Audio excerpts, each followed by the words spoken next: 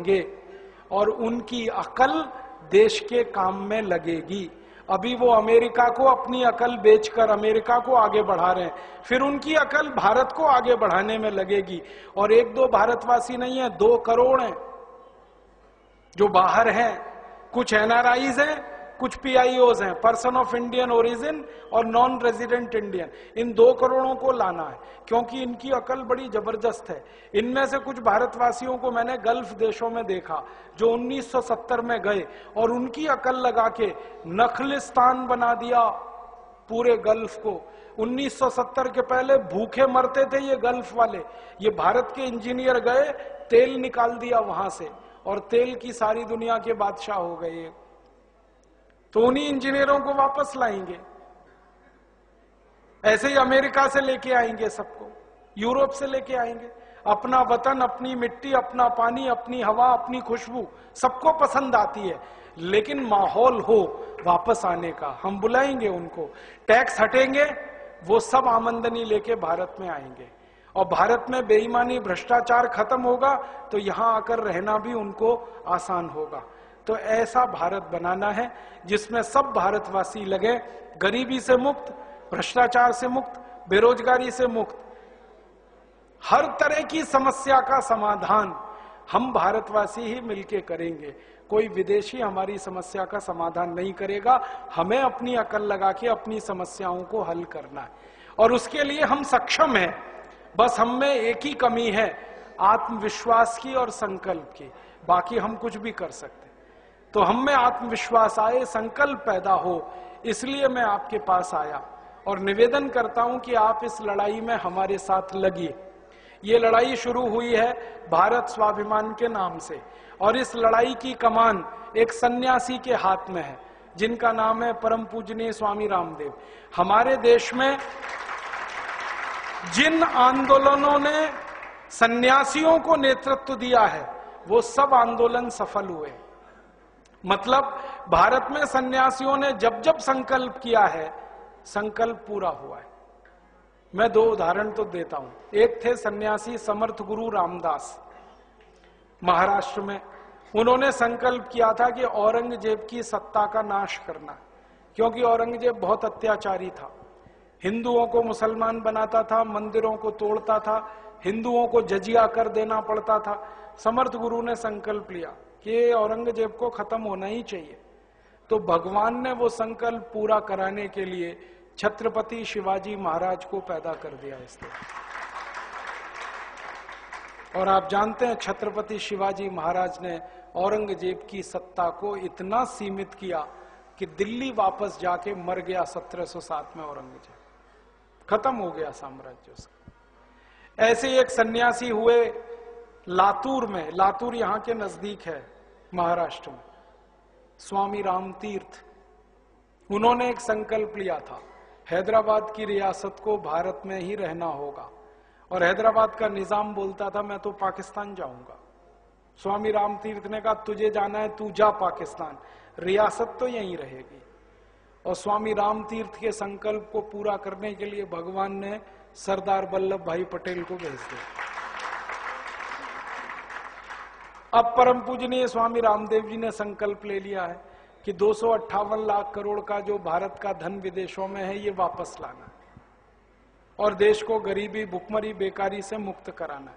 अब उनके संकल्प को पूरा करने के लिए भगवान ने मेरे जैसे 2,40,000 योग शिक्षकों को भेज दिया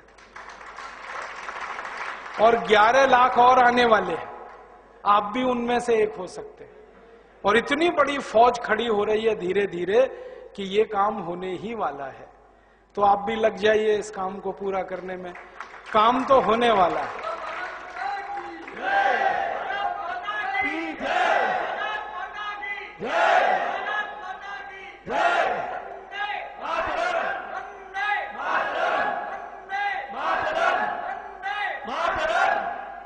आप लग जाएंगे, थोड़ा जल्दी होगा, नहीं लगेंगे तो भी होगा।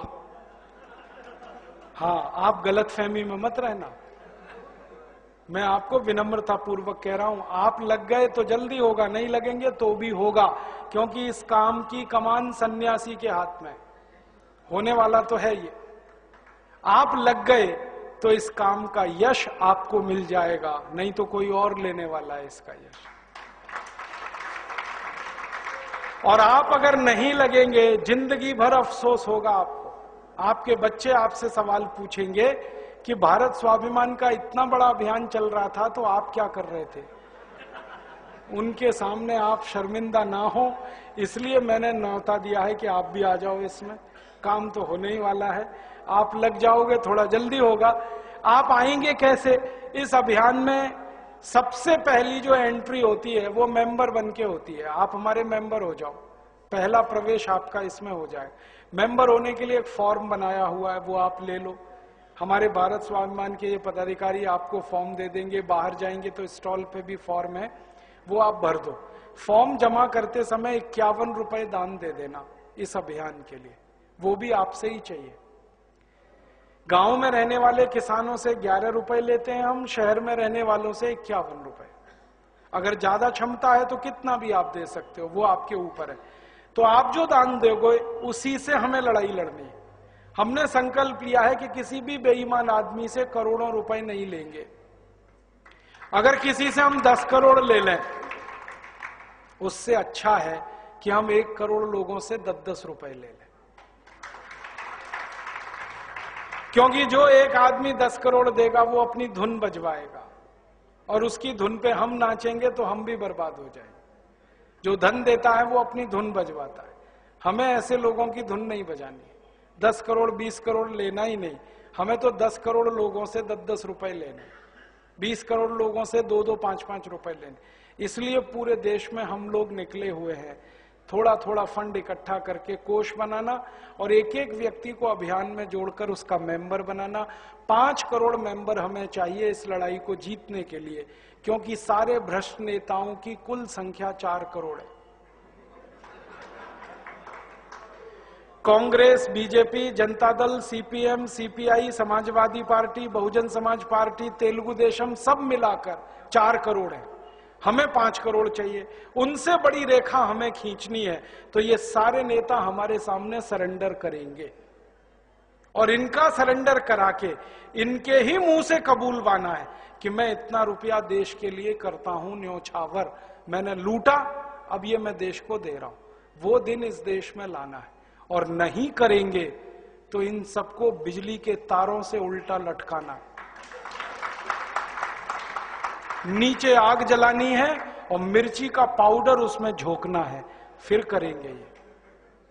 या तो ईमानदारी से कहेंगे मैंने लूटा है, ये देश का पैसा है, मेरे से गलती हुई तो देश उनको माफ करेगा। नहीं करेंगे तो कानून अपना काम करेगा। दुनिया के 56 देशों में कानून है, भ्रष्टाचार की सजा मृत्यु दंड, हमारे यहां भी बनेगा वही कानून। तो ये लड़ाई लड़नी है, इस लड़ाई में आपका सहयोग चाहिए।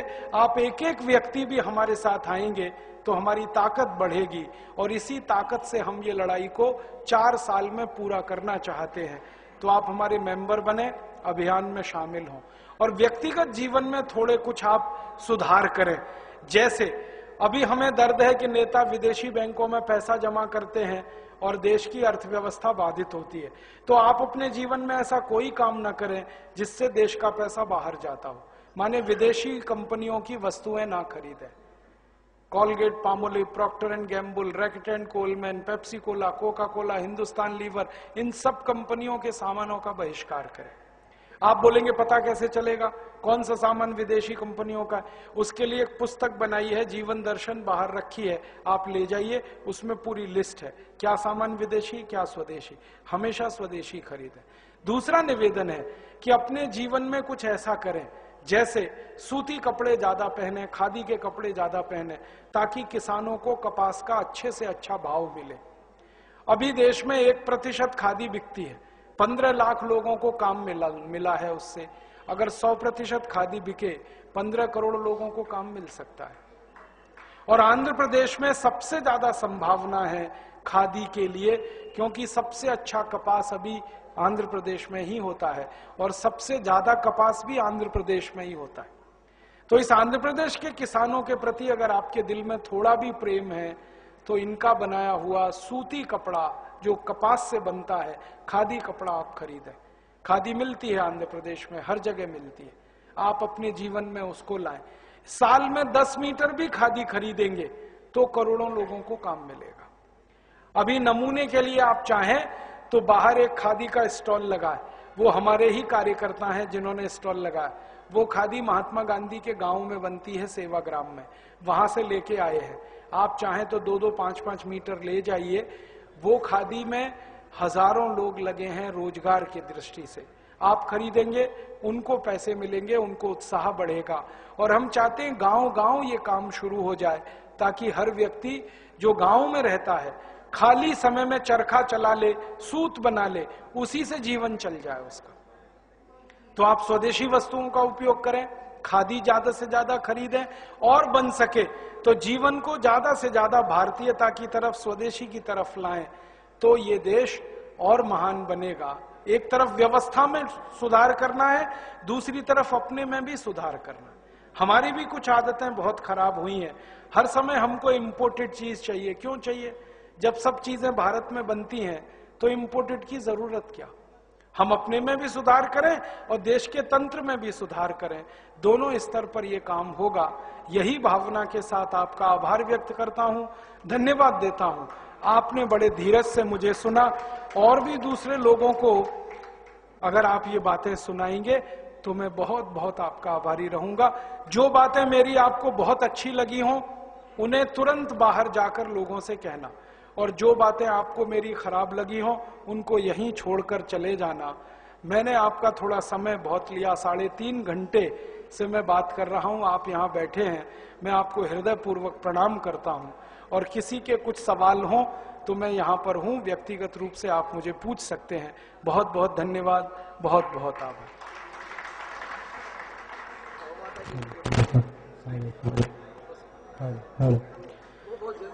गौ माता के लिए अगर कुछ कर सकते हैं भारत में इस समय, कत्ल खाने बंद कराने का एक ही तरीका है, अंग्रेजों के जमाने का कानून बदल दो। और वो कानून बदलने के लिए, कानून बदलने के लिए संसद में ऐसे लोगों को पहुंचा दो जिनको सत्ता की परवाह ना हो, कुर्सी की परवाह ना हो, गाय की परवाह हो। क्योंकि झगड़ा आता है सत्ता और कुर्सी और गाय का। एक बार सत्ता आई ऐसे लोगों के हाथों में जो कानून बना सकते थे, लेकिन उन्होंने कुर्सी बचाने के लिए गाय को कटने दिया। तो ऐसे लोगों को पहुंचा दो संसद में, कानून बदल जाएगा, 2 मिनट का काम है। केंद्र स्तर पर कानून बन जाए गाय के कत्ल को रोकने का, तो सारे कत्ल खाने बंद करना आसान है। और सिर्फ गाय का ही कत्ल नहीं, सभी जानवरों के कत्ल को रोकने का कानून केंद्र स्तर पर बन सकता है, क्योंकि हर जानवर हमारे लिए उपयोगी है। कोई भी जानवर बेकार नहीं है, कोई भी जानवर ऐसा नहीं है जिसकी हमें जरूरत नहीं है।